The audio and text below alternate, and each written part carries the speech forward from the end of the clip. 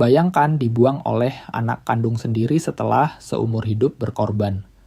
Bu Marni dipaksa tinggal di gubuk reot, namun sebuah rahasia yang tersimpan di balik dinding retak akan membalikkan keadaan menjadi pembalasan yang tak terduga. Sebelum kita mulai, tolong tulis di kolom komentar dari kota mana kalian menonton video ini. Pagi itu langit tampak kelabu di atas desa Sukamaju, seolah alam semesta sudah tahu bahwa sesuatu yang buruk akan segera terjadi. Angin musim kemarau berhembus kencang menerbangkan debu coklat di jalanan desa, sementara awan mendung menggantung berat di langit menjanjikan badai yang tak kunjung turun.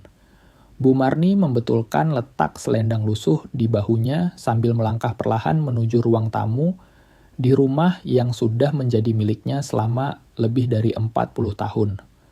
Langkah kakinya terdengar lirih di atas lantai semen yang dingin, lantai yang sama yang sudah ribuan kali dia bersihkan, sambil berlutut dengan tangan yang kasar dan pecah-pecah karena sabun serta kerja keras. Di ruang tamu itu, ketiga anaknya sudah menunggu dengan wajah tegang. Rudi, si anak sulung, berdiri di dekat jendela dengan tangan bersedekap di dada seolah dia adalah pemilik segalanya di dunia ini. Sari, satu-satunya anak perempuan, menunduk menatap lantai, wajahnya masam seperti orang yang takut terkena masalah. Dan Tono, si bungsu, hanya diam sambil menggemeretakkan gigi dan sesekali menggaruk kepalanya yang tidak gatal, terlihat sangat tidak nyaman.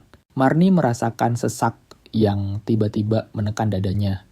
Tanpa perlu menjadi peramal, dia tahu kabar yang akan datang ini bukanlah kabar baik. Rudi memecah keheningan dengan suara dingin, menyuruh ibunya duduk tanpa menoleh sedikit pun. Namun, Bu Marni menolak dengan halus. Dia memilih tetap berdiri, meski kakinya mulai gemetar menahan perasaan. Rudi mendengus kasar, lalu mengeluarkan secarik kertas terlipat dari saku kemejanya dan melemparkannya ke arah ibunya, seolah kertas itu adalah sampah yang tidak berharga. Kertas itu jatuh tepat di kaki Marni. Tidak ada satupun anaknya yang bergerak untuk membantunya mengambil kertas itu. Dengan punggung yang kaku dan tangan gemetar, Bu Marni membungkuk memungut kertas itu. Tulisan di dalamnya diketik rapi dengan cap resmi yang tidak dia pahami sepenuhnya, tapi isinya membuat darahnya terasa beku. Rudi menjelaskan dengan senyum sinis yang tidak sampai ke mata bahwa itu adalah pembagian warisan dari mendiang bapak mereka, Pak Harun. Marni menatap anak-anaknya satu persatu mencari penjelasan. Rudi akhirnya berkata tegas bahwa rumah utama ini sekarang menjadi milik anak-anak, sedangkan ibunya hanya mendapatkan gubuk tua yang ada di pinggir ladang gersang jauh di ujung desa. Dunia seakan berputar di sekeliling Marni. Dia tahu gubuk itu hanyalah bangunan rusak yang sudah bertahun-tahun ditinggalkan, atapnya bocor, dindingnya retak, dan sama sekali tidak layak huni. Saat Marni mencoba protes bahwa tempat itu adalah reruntuhan, Rudi hanya mengangkat bahu acuh tak acuh. Dia berkata bahwa mereka tidak mau lagi menampung ibunya di rumah ini karena Marni dianggap hanya menumpang dan menjadi beban. Kata beban itu menghantam hati Marni lebih keras daripada pukulan fisik manapun. Dia wanita yang membesarkan ketiga anak itu dengan keringat darah dia, yang menjual ayam di pasar demi membelikan mereka seragam sekolah dia, yang bekerja mencangkul di ladang di bawah terik matahari demi sesuap nasi. Dan kini setelah suaminya tiada, dia dibuang begitu saja. Rudi memerintahkannya untuk mengemasi barang dan pergi hari itu juga. Sari akhirnya mengangkat wajahnya, matanya basah, tapi itu hanyalah air mata pengecut yang tidak ada gunanya, karena dia tidak berani membela ibunya. Marni bertanya pada Tono, berharap si bungsu punya sedikit hati nurani. Namun Tono hanya menelan ludah, mengepalkan tangan, dan bergumam pelan bahwa ini adalah jalan terbaik bagi semua orang.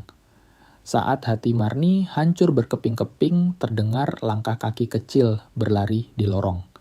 Rio, cucunya yang baru berusia 8 tahun, muncul dengan wajah ketakutan. Anak itu telah mendengar semuanya. Dia berlari dan memeluk erat kaki neneknya mencari perlindungan.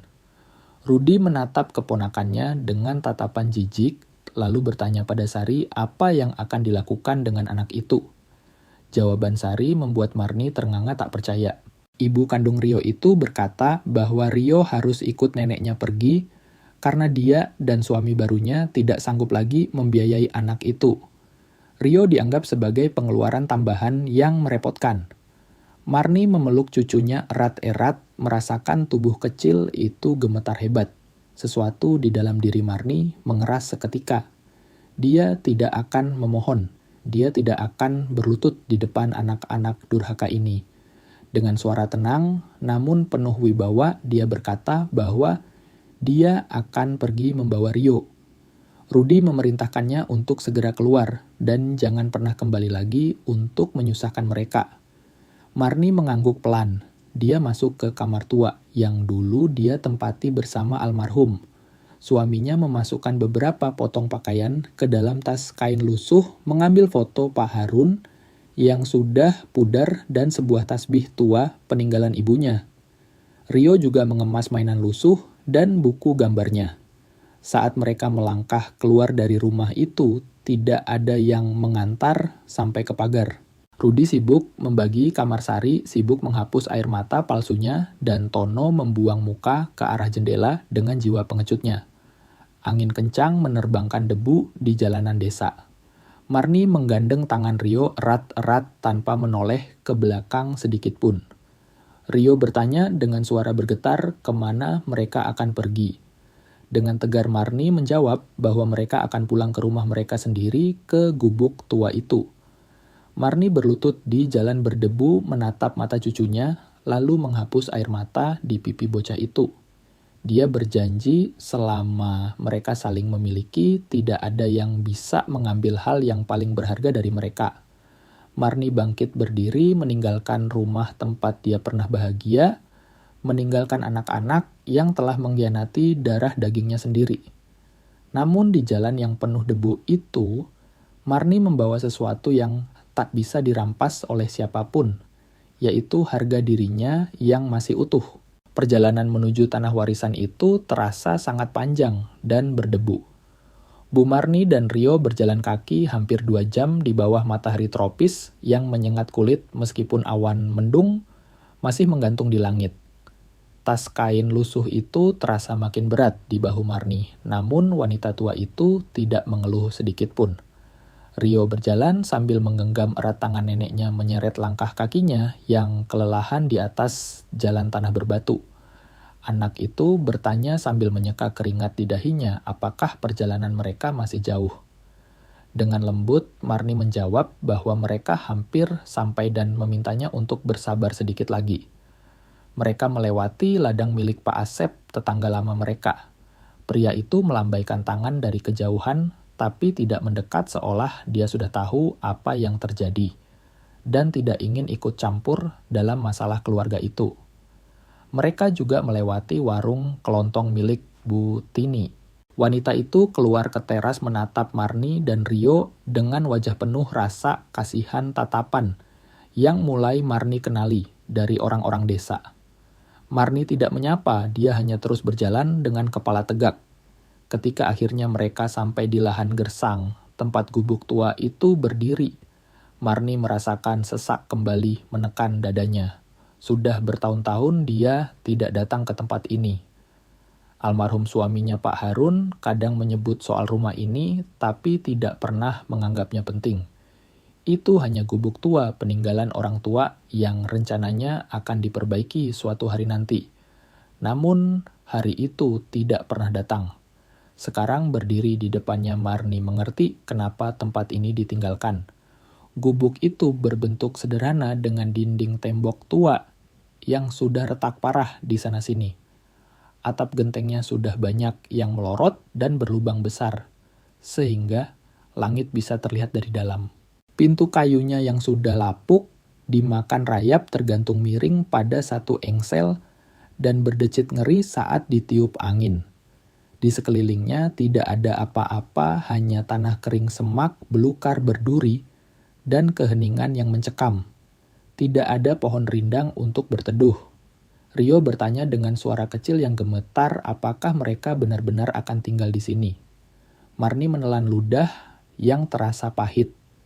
Dia ingin berkata tidak ingin membawa cucunya pergi mencari tempat lain, tapi mereka tidak punya tujuan lain. Marni membuka pintu itu dengan hati-hati dan suara engsel yang berkarat membuat bulu kuduk merinding. Bagian dalamnya berbau tanah basah jamur dan aroma penelantaran yang pekat. Cahaya matahari yang masuk lewat atap yang bolong membuat debu-debu terlihat melayang di udara seperti hantu. Lantainya hanyalah tanah padat yang tidak rata dan penuh kerikil. Tidak ada perabot, tidak ada tempat tidur, tidak ada meja ataupun kursi, hanya dinding yang retak dan gema kesunyian. Rio semakin mempererat genggamannya di tangan neneknya, mengaku bahwa dia merasa takut. Marni berjongkok memeluk cucunya dan mencium kening anak itu. Dia berusaha meyakinkan Rio bahwa semua akan baik-baik saja meskipun dia sendiri tidak yakin. Marni meletakkan tas mereka di sudut ruangan. Dia berjalan perlahan memeriksa kondisi rumah. Beberapa bagian tembok begitu rapuh sehingga jika ditekan, sedikit saja plesteran semennya akan rontok menjadi pasir. Angin dingin leluasa masuk lewat celah-celah itu. Marni membayangkan betapa dinginnya nanti malam saat mereka harus tidur, di lantai tanpa alas yang layak. Di salah satu sudut, dia menemukan sisa-sisa tungku masak zaman dulu. Hanya tumpukan batu bata yang menghitam dan abu sisa pembakaran yang sudah sangat tua. Setidaknya ini adalah sesuatu yang bisa dipakai. Dia bisa mencoba menyalakan api jika berhasil mendapatkan kayu bakar. Marni meminta Rio membantunya mengumpulkan ranting-ranting kering. Anak itu mengangguk bersyukur karena memiliki kesibukan untuk mengalihkan rasa takutnya. Mereka keluar dan mencari di antara semak-semak. Tidak banyak yang bisa ditemukan, tapi cukup untuk membuat api kecil. Marni menata batu-batu tungku itu sebisanya meletakkan ranting kering dan mengeluarkan korek api yang dia bawa. Tangannya gemetar. Batang korek api pertama padam tertiup angin, yang kedua juga gagal. Baru pada percobaan ketiga api kecil, menyala lidah api yang malu-malu itu melahap ranting kering seolah tahu bahwa dialah satu-satunya harapan yang mereka miliki saat ini. Rio bersorak kecil melihat api itu menyala. Marni tersenyum tipis meski matanya terasa panas menahan tangis. Itu adalah api yang menyedihkan, tapi api itu milik mereka. Marni memanaskan sedikit air di panci kecil yang dia bawa. Mereka tidak punya makanan, tapi setidaknya air hangat bisa sedikit mengusir rasa dingin di perut. Mereka duduk berdua di depan tungku saling berpelukan melihat bagaimana api menari dan bayangan bergerak di dinding yang retak. Tiba-tiba Rio bertanya apakah paman dan ibunya akan merindukan mereka. Marni memejamkan mata. Dia tidak ingin berbohong, tapi juga tidak tega menghancurkan hati cucunya. Dia hanya menjawab bahwa dia tidak tahu, tapi yang dia tahu pasti mereka berdua akan baik-baik saja karena mereka saling memiliki. Ketika malam benar-benar turun hawa dingin, mulai menyusup dari segala penjuru. Dari lubang atap, dari retakan dinding, dan dari celah di bawah pintu yang miring. Marni menyumbat celah-celah terbesar dengan kain bekas yang ada di dalam tas, tapi itu tidak banyak membantu. Angin terus bersiul pelan seolah mengejek nasib mereka. Mereka menggelar satu kain tipis di atas tanah sebagai alas dan menggunakan kain lainnya untuk selimut. Rio menggigil kedinginan dan Marni memeluknya erat-erat mencoba menyalurkan panas tubuhnya sendiri. Di luar suara, jangkrik, bersahutan, dan sayup-sayup terdengar lolongan anjing liar di kejauhan. Dengan suara yang hampir hilang karena kantuk Rio bertanya lagi, apakah ibunya benar-benar menyayanginya? Tenggorokan Marni tercekat. Sari adalah anaknya, tapi dia juga wanita yang tega membuang anaknya sendiri. Marni hanya menyuruh Rio tidur, menjanjikan bahwa besok akan menjadi hari yang baru. Rio pun terlelap. namun Marni tetap terjaga menatap bintang-bintang yang mengintip lewat lubang di atap genteng. Sudah lama sekali dia tidak melihat bintang sedekat ini. Untuk sesaat dia membiarkan dirinya menangis dalam diam. Air mata mengalir di pipinya yang keriput tanpa suara karena dia tidak ingin Rio terbangun dan melihatnya rapuh. Dia telah membesarkan ketiga anaknya dengan seluruh cinta yang dia punya. Dia memberi segalanya bahkan lebih dari yang dia miliki. Dan balasannya mereka membuangnya seperti sampah. Tapi disinilah dia masih bernapas, masih hidup. Dan ada Rio yang memeluknya erat, menjadikan Marni satu-satunya dunia bagi anak itu. Marni menghapus air matanya bangkit sedikit dan melihat sekeliling gubuk reot itu. Dinding retak atap bolong lantai tanah, ini adalah kemiskinan yang nyata, tapi ini miliknya dan tidak ada yang bisa mengambilnya lagi. Dia berlutut menyentuh lantai tanah dengan telapak tangannya seolah membuat perjanjian sakral dengan bumi tempatnya berpijak. Dia berbisik dengan suara serak namun penuh tekad bahwa mereka akan bangkit dari tempat ini. Walaupun hidup di tengah reruntuhan mereka akan hidup dengan bermartabat. Angin malam menjawab sumpahnya dengan sebuah siulan panjang. Api di tungku sudah hampir padam, hanya menyisakan bara merah yang berkedip dalam gelap. Marni kembali berbaring di samping Rio, memeluknya erat dan memejamkan mata. Malam itu Marni bermimpi tentang Pak Harun. Dalam mimpinya, suaminya terlihat muda tersenyum dan berkata bahwa semua akan baik-baik saja. Marni tidak tahu apakah itu sekadar bunga tidur atau sebuah pertanda, tapi dia berpegang teguh pada mimpi itu, karena hanya itulah kekuatan yang tersisa untuk menghadapi hari esok. Sinar matahari pertama yang menembus lubang-lubang di atap genteng membangunkan Bu Marni dari tidurnya yang tidak nyenyak. Seluruh badannya terasa sakit karena tidur di atas tanah yang keras, dan punggungnya berbunyi setiap kali dia mencoba bergerak. Rio masih tertidur, pulas meringkuk di sampingnya dengan mulut sedikit terbuka. Wajah polosnya belum mengerti sepenuhnya mengapa nasib mereka berubah drastis dalam semalam. Marni bangkit perlahan agar tidak membangunkan cucunya. Di luar suasana pagi di tanah gersang itu terasa sunyi. Langit biru pucat menjanjikan hari lain yang panas terik. Marni meregangkan tubuhnya, merasakan tulang-tulangnya yang tua protes. Usianya sudah 65 tahun dan tubuhnya menagih bayaran atas kerja keras seumur hidupnya. Tapi tidak ada waktu untuk mengeluh. Prioritas utama adalah air. Panci kecil yang mereka bawa kosong melompong. Marni teringat ada sumur umum sekitar setengah jam berjalan kaki dari situ dekat rumah Bu Yati. Dia membangunkan Rio pelan-pelan memberinya sisa roti keras kemarin, lalu menyuruhnya menunggu di rumah dan jangan keluar kemana-mana. Perjalanan ke sumur terasa berat. Matahari mulai menyengat dan Marni berjalan tertatih dengan membawa ember. Sesampainya di sumur Bu Yati sedang menimba air. Wanita bertubuh subur itu terkejut melihat kondisi Marni. Tanpa banyak bertanya, naluri keibuannya langsung bekerja.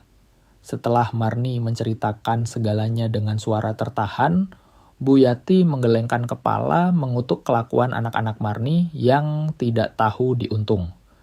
Bu Yati tidak hanya memberi simpati, dia mengeluarkan bungkusan dari tas belanjanya. Itu adalah nasi dan lauk sisa kemarin yang masih layak makan serta sedikit garam. Dia juga memberikan sebotol kecil minyak gosok untuk lutut Marni yang bengkak.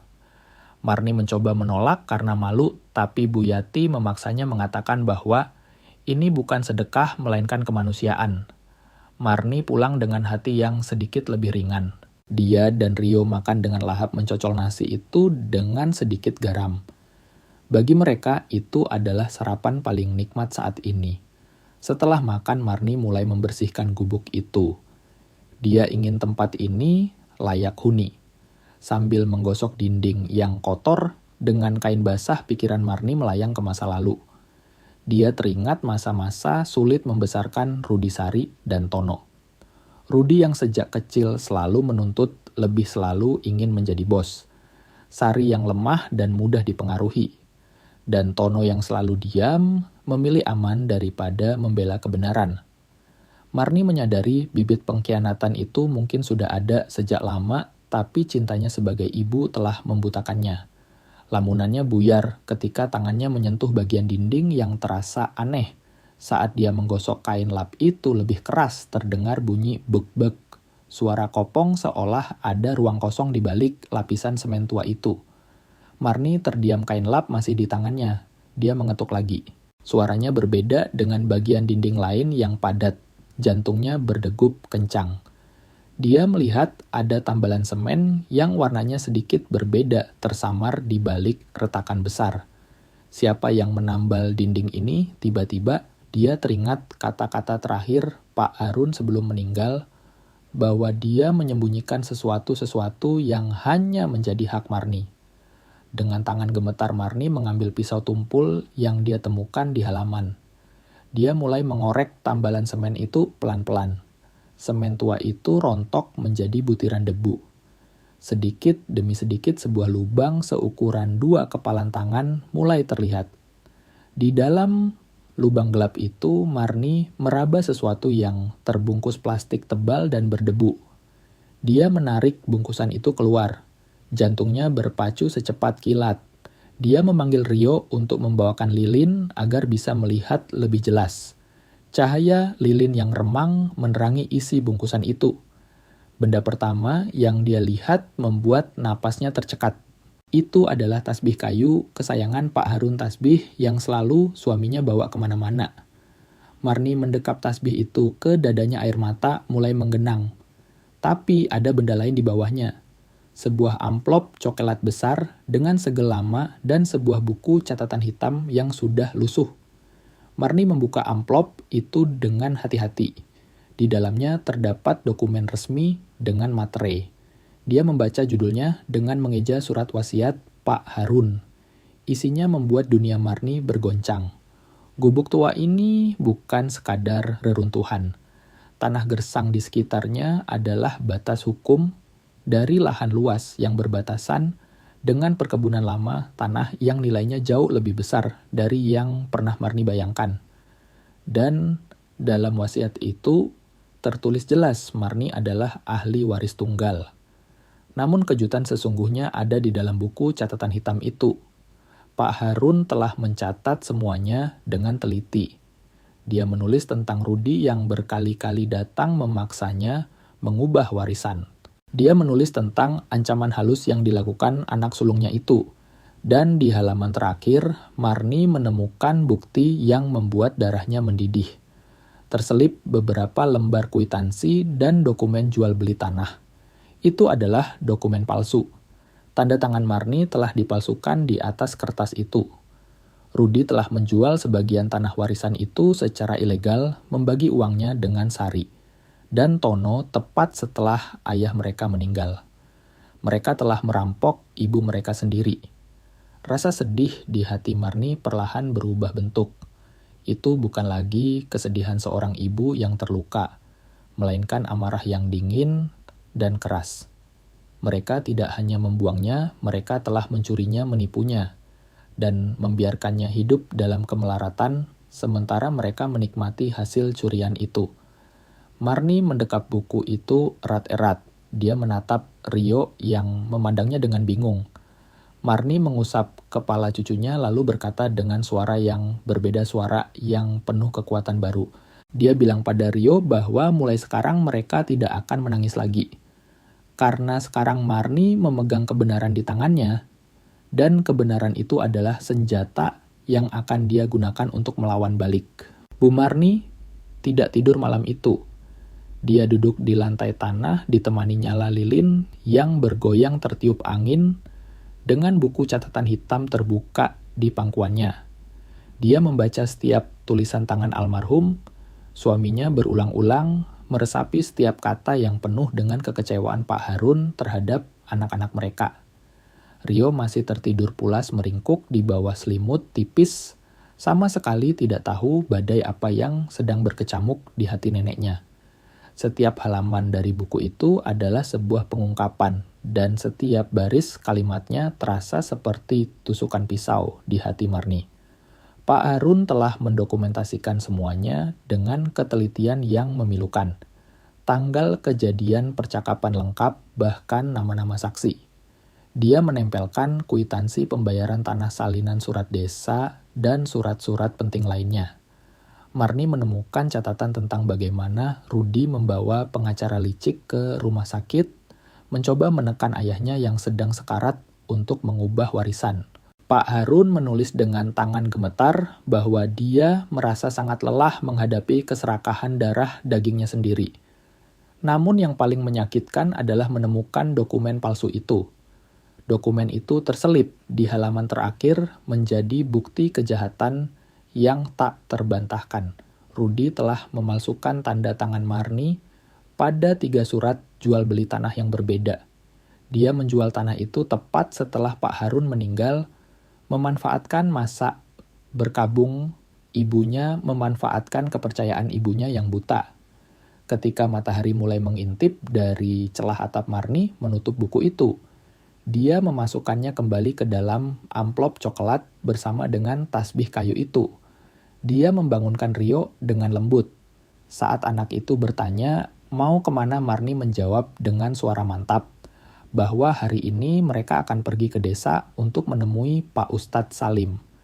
Mereka berjalan cepat menuju pusat desa. Marni mendekap tas kain itu erat-erat di dadanya seolah itu adalah nyawanya sendiri. Orang-orang desa melihat mereka dengan tatapan penasaran, namun Marni tidak peduli. Tujuannya hanya satu masjid desa tempat Pak Ustadz Salim biasa berada. Pak Ustadz Salim, seorang pria sepuh yang dihormati di desa Sukamaju, sedang menyapu halaman masjid ketika melihat Marni datang. Wajahnya yang teduh berubah khawatir, melihat kondisi Marni yang kusut namun bermata nyalang. Marni langsung berkata bahwa dia perlu bicara ini soal hidup dan mati. Mereka duduk di serambi masjid yang sejuk.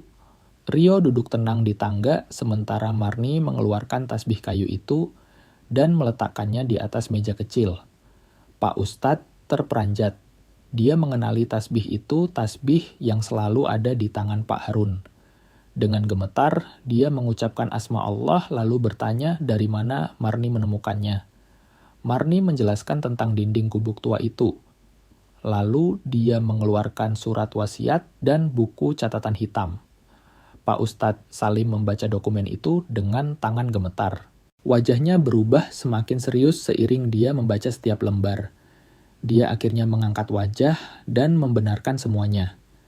Dia mengakui bahwa dialah saksi yang menandatangani wasiat asli itu 5 tahun lalu bersama almarhum Pak Lurah yang lama. Pak Ustadz bercerita dengan nada sedih bahwa Pak Harun datang kepadanya dengan ketakutan. Suaminya takut anak-anaknya akan berebut harta dan menelantarkan ibunya. Karena itulah Pak Harun meminta Pak Ustadz merahasiakan wasiat ini sampai waktu yang tepat. Pak Ustadz mengira semua sudah berjalan sesuai rencana. Dia tidak menyangka Rudi dan adik-adiknya berani melakukan kejahatan sejauh ini. Marni merasa lemas mendengar pengakuan itu. Jadi selama ini suaminya sudah tahu. Pak Ustadz bangkit dengan wajah penuh tekad. Dia berkata bahwa kezaliman ini tidak boleh dibiarkan. Dia mengajak Marni menemui kepala desa yang sekarang Pak Kades Junaedi untuk melaporkan penipuan ini. Mereka berjalan menuju balai desa. Pak Kades Junaedi, seorang pria paruhbaya yang tegas namun adil, menyambut mereka di kantornya. Ketika Pak Ustadz meletakkan bukti-bukti itu di meja Pak Kades, langsung mengenakan kacamata bacanya. Dia memeriksa dokumen itu dengan teliti, membandingkan tanda tangan di surat jual beli yang dibawa Marni dengan arsip desa yang dia miliki. Setelah hening yang cukup lama, Pak Kades melepas kacamatanya dan menghela napas panjang. Dia berkata dengan suara berat bahwa ini adalah kasus kriminal yang sangat serius. Tanda tangan di surat jual beli itu jelas palsu. Bukan hanya tanda tangan Marni, tapi tanda tangan almarhum Pak Lurah yang lama juga dipalsukan. Bentuknya kasar dan terlihat seperti jiplakan yang gagal. Pak Kades menegaskan bahwa untuk membatalkan jual beli dan merebut kembali tanah itu, mereka butuh proses hukum. Mereka butuh pengacara dan saksi. Tapi dengan bukti sekuat ini, kebenaran ada di pihak Marni. Dia berjanji akan membantu Marni membuat laporan resmi ke kepolisian dan kantor pertanahan. Marni mengangguk pelan. Beban berat yang selama ini menekan pundaknya rasanya sedikit terangkat.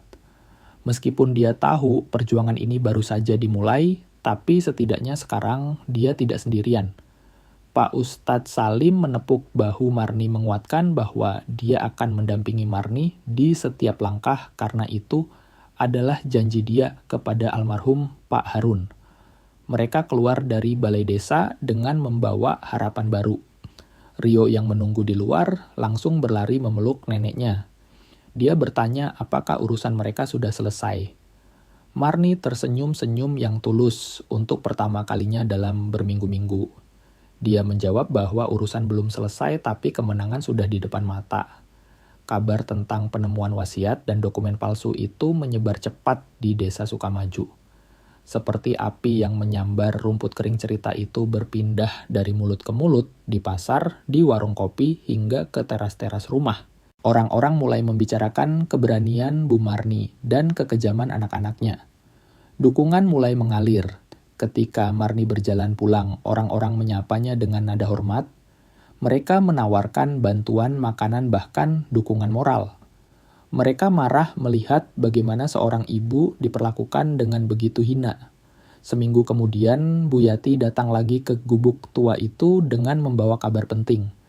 Dia berkata bahwa Pak Ustadz dan Pak Kades menunggu Marni di balai desa. Ada seorang pengacara dari kota kabupaten yang bersedia membantu kasus Marni secara sukarela. Setelah mendengar cerita dari Pak Ustadz, Marni bergegas pergi. Di sana dia diperkenalkan dengan pengacara bernama Pak Sigit. Pria berkacamata itu menyalami Marni dengan hangat. Dia mengatakan bahwa kasus ini sangat kuat. Pemalsuan dokumen adalah pidana berat dan pembatalan hak waris bisa dilakukan. Pak Sigit bahkan berkata dia tidak akan memungut bayaran sepeser pun, karena hati nuraninya terusik melihat ketidakadilan ini. Marni menangis di depan mereka semua. Bukan tangis kesedihan, melainkan tangis haru karena pertolongan Allah datang dari arah yang tidak disangka-sangka. Pak Sigit langsung bekerja, cepat mengumpulkan bukti, meminta kesaksian Pak Ustadz dan warga lain yang mengenali tanda tangan pejabat lama. Roda keadilan mulai berputar. Laporan resmi masuk ke kepolisian. Dan tentu saja kabar ini akhirnya sampai ke telinga Rudi Sari dan Tono. Seperti yang Marni duga, mereka tidak tinggal diam. Suatu pagi hari Minggu, sebuah mobil kijang tua berhenti di depan jalan. Setapak menuju gubuk Marni menerbangkan debu tebal ke udara. Marni yang sedang menjemur pakaian langsung mengenali mobil itu. Itu mobil Rudi. Jantungnya berdegup kencang, tapi kali ini bukan karena takut, melainkan karena amarah yang siap meledak. Rudi turun dari mobil dengan wajah merah padam diikuti Sari yang matanya bengkak dan Tono yang berjalan menunduk seperti pesakitan. Mereka datang. Para pengkhianat itu datang mengira mereka masih bisa menginjak-injak ibu mereka seperti dulu. Tapi Marni yang berdiri di sana hari ini bukanlah Marni yang sama dengan yang mereka usir beberapa minggu lalu. Marni ini siap melawan. Rudi berjalan mendekat dengan senyum lebar yang dipaksakan senyum palsu yang sudah sangat Marni hafal. Sari turun dari mobil dengan mata sembab berpura-pura sedih, sementara Tono mengekor di belakang seperti bayangan tanpa nyawa. Namun mereka tidak datang sendirian. Dari mobil itu turun juga 2 orang asing yang belum pernah Marni lihat. Satu orang memakai kemeja rapi dan membawa tas kerja kulit gayanya seperti orang kota yang licin. Satu orang lagi bertubuh besar, berwajah garang, dan mengenakan jaket kulit hitam. Meski cuaca sedang panas, terik jelas sekali dia dibawa untuk menakut-nakuti.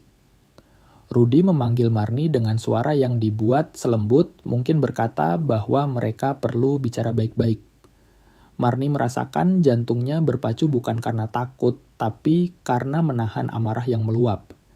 Dia tetap berdiri tegak di depan pintu gubuk menghalangi jalan masuk. Rio mengintip dari balik punggung neneknya dengan wajah pucat.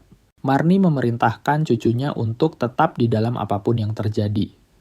Rio menurut, tapi dia tetap mengawasi dari celah dinding bambu. Marni menatap tajam ke arah rombongan itu lalu bertanya dengan dingin apa yang mereka inginkan. Rudy mencoba bersandiwara lagi. Dia bilang bahwa mereka tidak perlu bersitegang seperti ini. Dia mengaku datang untuk membereskan kesalahpahaman. Marni memotong ucapan itu dengan tegas. Dia berkata bahwa tidak ada kesalahpahaman yang ada, hanyalah pencurian. Dan itu adalah fakta yang tak bisa dibantah. Pria berkemeja rapi itu maju selangkah. Dia memperkenalkan diri sebagai pengacara Anwar, kuasa hukum anak-anak Marni. Dengan gaya bicara yang meremehkan, dia menyodorkan sebuah map berisi dokumen. Dia menjelaskan bahwa mereka sudah menyiapkan surat perjanjian damai. Jika Marni mau tanda tangan, dia boleh tinggal di gubuk tua ini selamanya dan akan diberi uang bulanan sekadarnya. Sebagai gantinya, Marni harus merelakan tanah warisan itu untuk anak-anaknya. Marni bahkan tidak melirik map itu. Dia menolak mentah-mentah. Dia berkata bahwa dia tidak butuh uang receh dari mereka, dia hanya menginginkan haknya warisan yang ditinggalkan suaminya. Sari maju dengan air mata buaya memohon agar ibunya memikirkan nasib keluarga.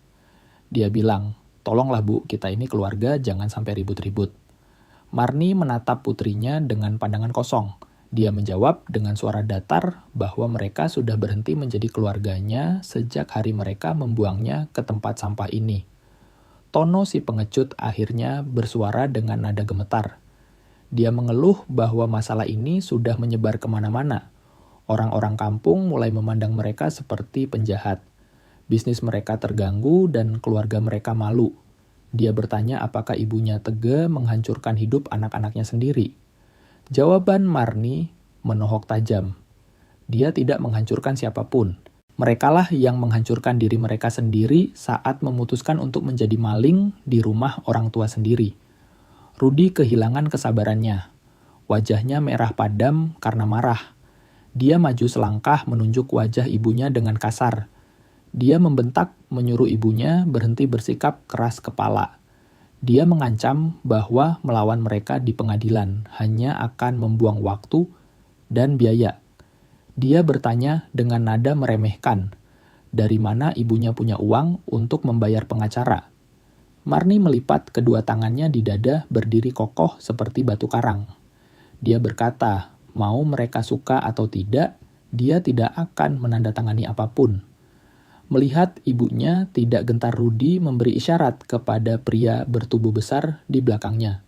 Preman itu melangkah maju dengan wajah mengancam, berniat merebut tas kain yang tersampir di bahu Marni, tempat dia menyimpan bukti-bukti penting itu. Marni tersentak kaget mundur, selangkah karena naluri. Dia merasa takut, tapi dia tidak mau lari. Jika dia harus jatuh, dia akan jatuh sambil melawan. Pria besar itu mengulurkan tangan kasarnya hendak menyambar tas Marni. Namun sebelum tangan kotor itu menyentuh neneknya, sebuah teriakan nyaring terdengar dari dalam gubuk. Rio melesat keluar seperti peluru kecil. Bocah 8 tahun itu berdiri di depan neneknya, merentangkan kedua tangan kurusnya menghadang preman besar itu. Dia berteriak sekuat tenaga dengan suara yang pecah karena tangis dan amarah melarang mereka menyentuh neneknya. Teriakan bocah itu menggema di tanah lapang yang sunyi begitu penuh luka, dan keberanian sampai-sampai preman itu terhenti karena kaget. Rudy menatap keponakannya dengan jijik lalu membentak menyuruh bocah ingusan itu minggir karena ini bukan urusannya. Tapi Rio tidak minggir. Dia membalas bentakan pamannya. Dia bilang ini urusannya karena Marni adalah neneknya dan mereka semua adalah orang jahat.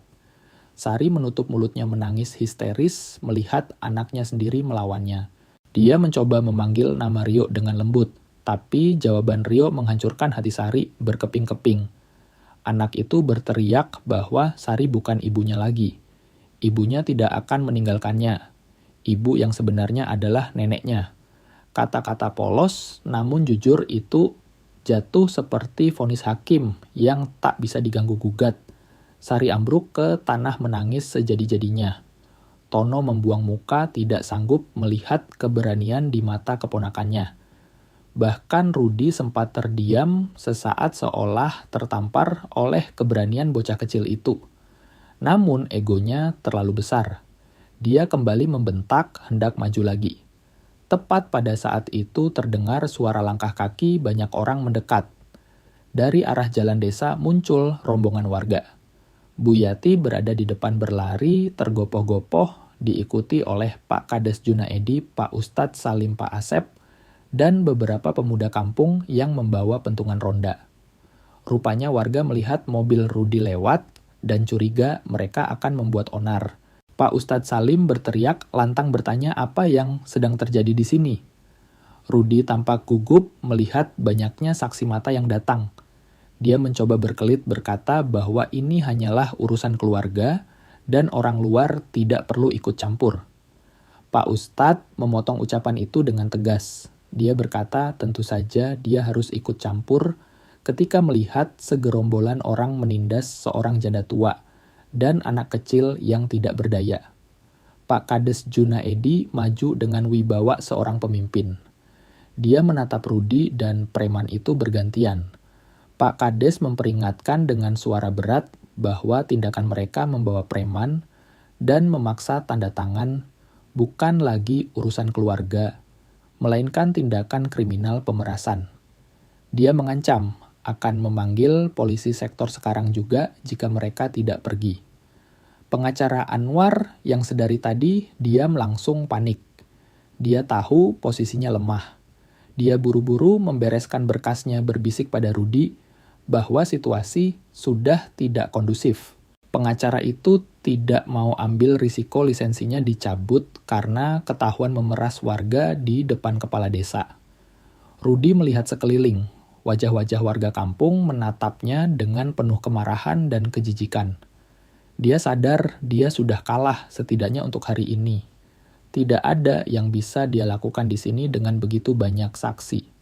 Dengan napas memburu, karena marah, Rudi menunjuk wajah ibunya untuk terakhir kali. Dia mengancam bahwa ini belum selesai, dan Marni akan menyesali keputusannya melawan darah dagingnya sendiri. Marni membalas tatapan itu tanpa rasa takut sedikit pun. Dia menjawab tenang bahwa bagi dirinya semua sudah selesai. Rudi bukan lagi anaknya. Kalimat itu menghantam Rudi lebih keras dari pukulan fisik. Dia menggeram, lalu berbalik badan dengan kasar.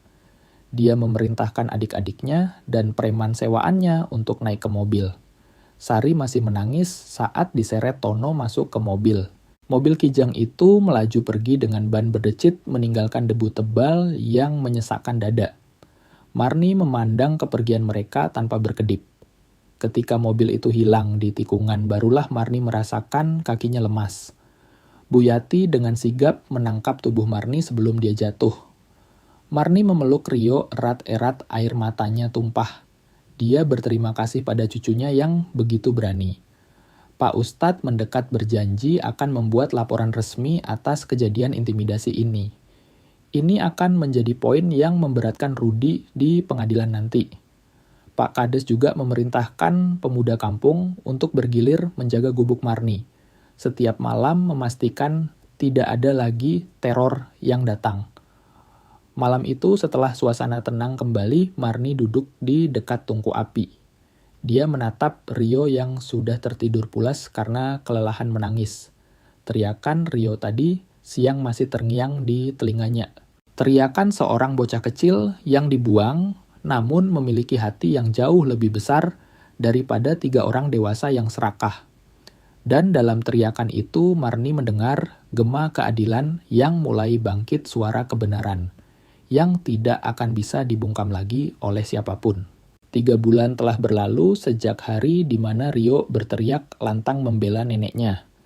3 bulan yang penuh dengan sidang kesaksian dan perjalanan bolak-balik ke kota kabupaten.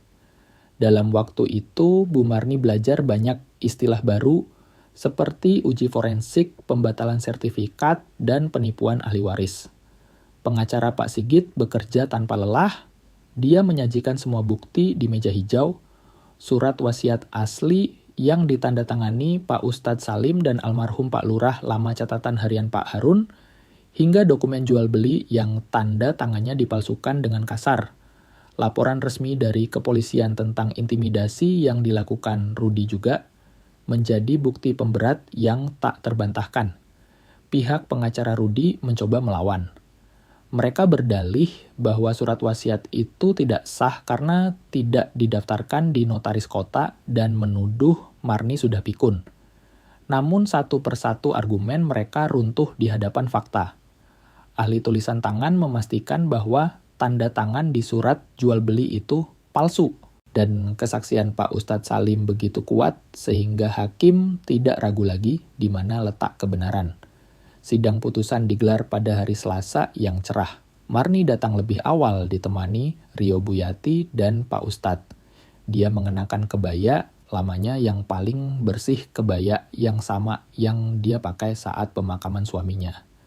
Dia memeluk tas kain berisi dokumen itu erat-erat di dadanya. Di seberang ruangan Rudi, Sari dan Tono duduk dengan wajah tegang. Rudi terlihat marah, rahangnya mengeras. Sari terus-menerus menyeka air mata dengan tisu. Tono menunduk tidak berani mengangkat wajahnya. Hakim ketua seorang pria paruh baya berkacamata tebal memasuki ruangan. Semua orang berdiri. Setelah duduk kembali, hakim mulai membacakan putusan dengan suara datar namun berwibawa. Ruangan sidang hening seketika. Marni merasakan jantungnya berdetak begitu kencang sampai tangannya berkeringat dingin. Rio menggenggam tangan neneknya erat-erat. Hakim menyatakan bahwa berdasarkan bukti yang ada surat wasiat Pak Harun adalah sah dan mengikat secara hukum. Tanah warisan itu adalah hak mutlak Bu Marni. Kedua dokumen jual beli yang dibuat oleh Rudi dinyatakan batal demi hukum karena terbukti palsu. Sari terdengar menahan isak tangis. Tono memejamkan mata pasrah. Wajah Rudi memerah menahan amarah. Hakim melanjutkan putusannya. Rudi dinyatakan bersalah melakukan tindak pidana pemalsuan dokumen dan penipuan. Dia dijatuhi hukuman penjara 2 tahun, yang karena pertimbangan tertentu bisa diganti dengan tahanan rumah dan wajib lapor serta kewajiban mengembalikan semua uang hasil penjualan tanah. Rudi melompat berdiri berteriak bahwa ini tidak adil, menuduh ayahnya sudah gila saat menulis wasiat itu. Namun hakim memotongnya dengan tegas memerintahkannya untuk duduk atau akan diusir keluar. Rudi kembali duduk dengan napas memburu menepis tangan pengacaranya yang mencoba menenangkan. Sari dan Tono karena dianggap turut serta menikmati hasil kejahatan, diwajibkan mengembalikan uang yang mereka terima, meski tidak dipenjara. Hakim menutup sidang dengan kalimat yang menohok. Dia berkata pada Marni bahwa dia sangat menyesalkan kejadian ini dan berharap putusan ini bisa mengembalikan rasa keadilan bagi seorang ibu yang dikhianati darah dagingnya sendiri. Ketukan palu hakim berbunyi nyaring. Tok, tok, tok, semuanya berakhir. Marni terpaku di kursinya, Rio memeluknya. Buyati menangis haru. Pak Sigit tersenyum lebar menyalami Marni dan berkata bahwa keadilan sudah ditegakkan. Di seberang sana, Rudi langsung pergi tanpa menoleh. Sari mencoba mendekat mungkin ingin minta maaf, tapi Pak Ustadz menghalanginya dengan halus mengatakan bahwa sudah cukup luka yang mereka buat.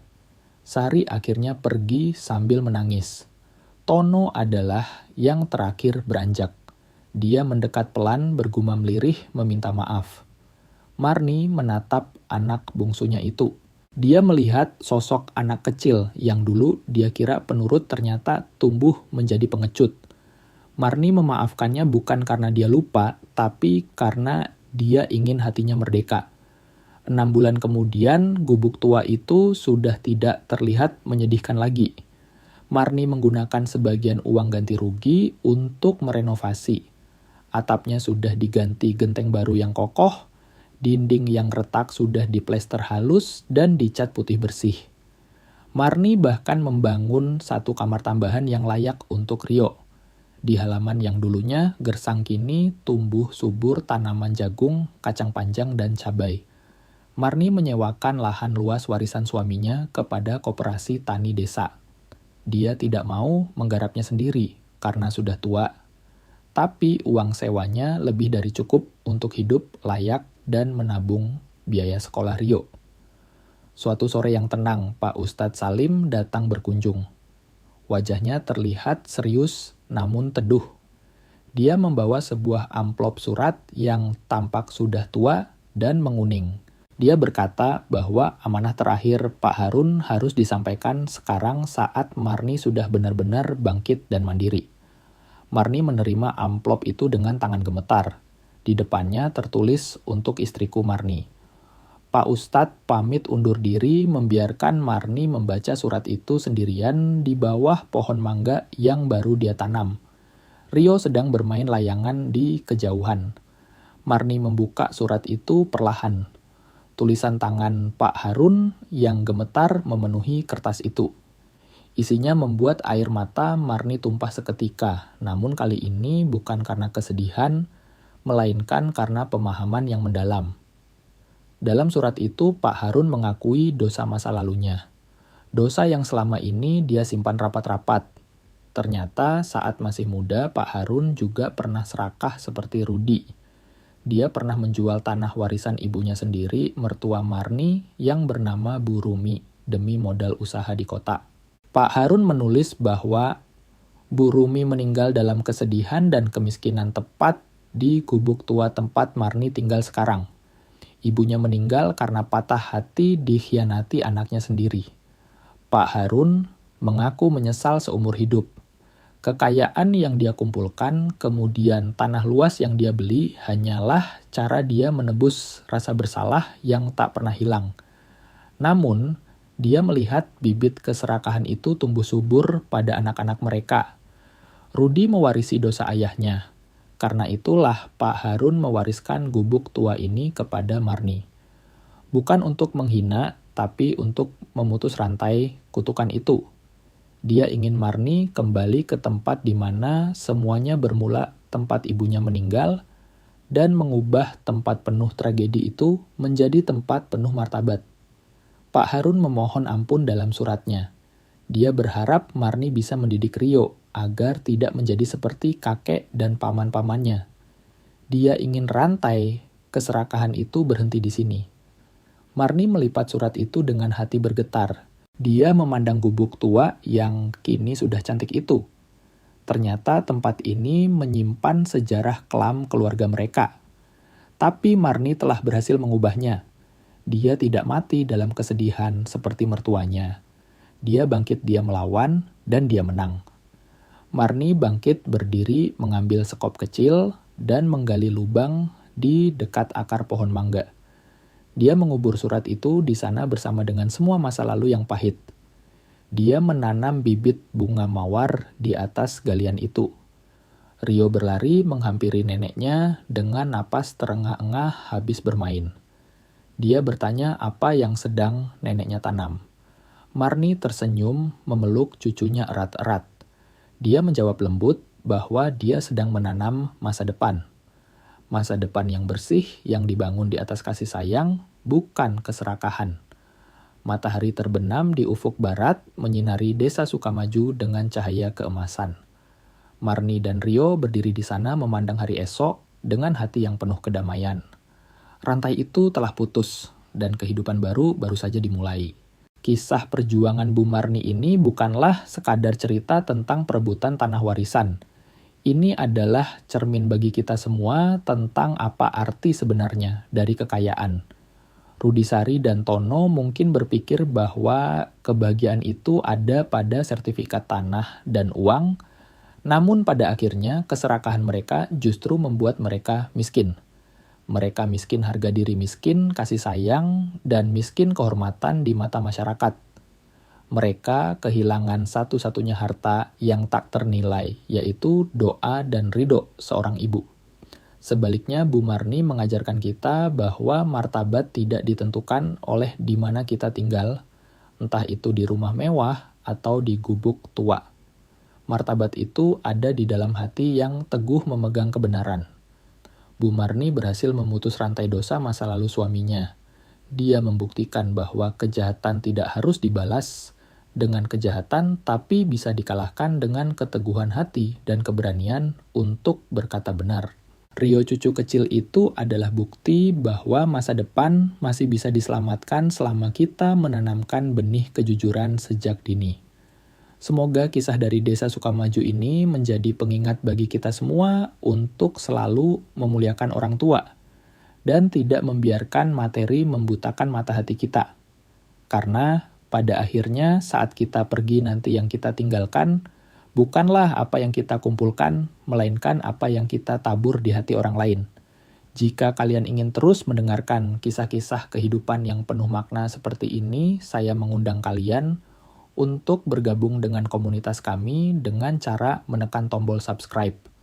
Mari kita belajar bersama dari setiap cerita yang ada. Sampai jumpa di kisah berikutnya.